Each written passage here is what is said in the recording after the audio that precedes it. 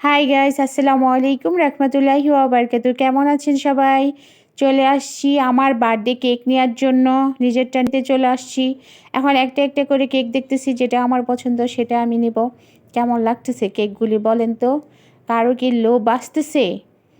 আমি কিন্তু কেউরে দিব না। তারপরে আমার হচ্ছে জন্মদিনে পোলাও এবং হচ্ছে বিরিয়ানি, সরি শুধু বিরিয়ানি রান্না করব, যার কারণে তো বিরিয়ানিটা কেমন হয়েছে অবশ্যই কমেন্ট করে বলবেন, ঠিক আছে? পারলে এখান থেকে ডাউনলোড করে খেয়ে নেবেন, কেউ আমাকে বকাঝকা দিবেন না যে আমি কাউকে দাওয়াত দিই নাই।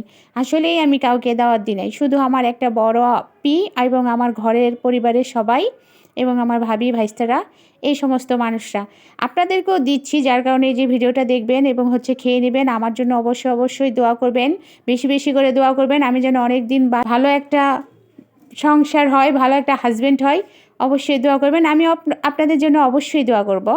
তো কেমন হয়েছে এই যে পরিবেশন করে দিলাম বিরিয়ানিগুলি, দেখতেছেন গোস্তের টুকরোটা আগেই উঠাই নিয়ে দিল। আসলে পিচ্চি মানুষরা কি বলবো। তো ওদেরকে জিজ্ঞেস করতেছি, এটা হচ্ছে বড় আপার ছেলে এবং ভাইস্তা হয় আমার, সরি ভাগনা হয়। কেমন লাগছে? সাথে হচ্ছে এটা হচ্ছে 1 নাম্বার কেক, দেন হচ্ছে 2 নাম্বার কেকও আপনাদেরকে আমি দেখাচ্ছি। এটা হলো 2 নাম্বার কেক। কেমন হয়েছে কেকগুলি অবশ্যই খেয়ে নেবেন, খেয়ে দিয়ে আমার জন্য অবশ্যই দোয়া করবেন।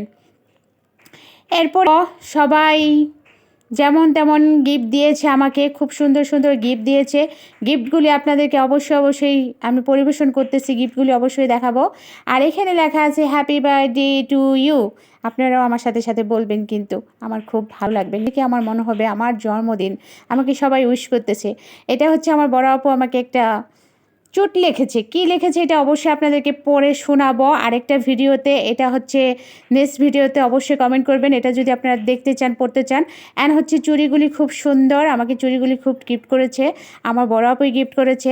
আর এই চুটটা তো আপনাদেরকে বললামই, যেটা হচ্ছে চুট একটা, এখানে অনেক সুন্দর সুন্দর কথা লেখা আছে, যেটা হচ্ছে আপনাদেরকে আমি অবশ্যই পড়ে শোনাবো নেক্সট ভিডিওতে। তারপরে হচ্ছে এখানে একটা ভাবি, সেও আমাকে চুড়ি গিফট করেছে। সরি, এখানে হচ্ছে প্রথমে গিফট করেছে বাটি, সেটা আমার খেয়াল ছিল না। বাটিটা খুব সুন্দর। এটা হচ্ছে ইনশাল্লাহ নেক্সট যে আমার সংসার হয়, এটাতে আমি আমার জামাই বাড়ির মানুষকে পায়েস রান্না করে খাওয়াবো, সাথে স্যুপ রান্না করেও খাওয়াবো। ভাবছিলাম আমার পরিবারে আমার ভাবি ভাইকে খাওয়াবো, কিন্তু এখন চিন্তা করতেছি না, এটা শ্বশুর বাড়িই নিয়ে যাব, এখানে দিব না কাউকে।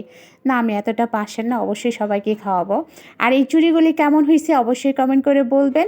এটা একটা আমার ছোট আপু দিছে, সবাই তার জন্য দোয়া করবেন। আল্লাহ হাফিজ।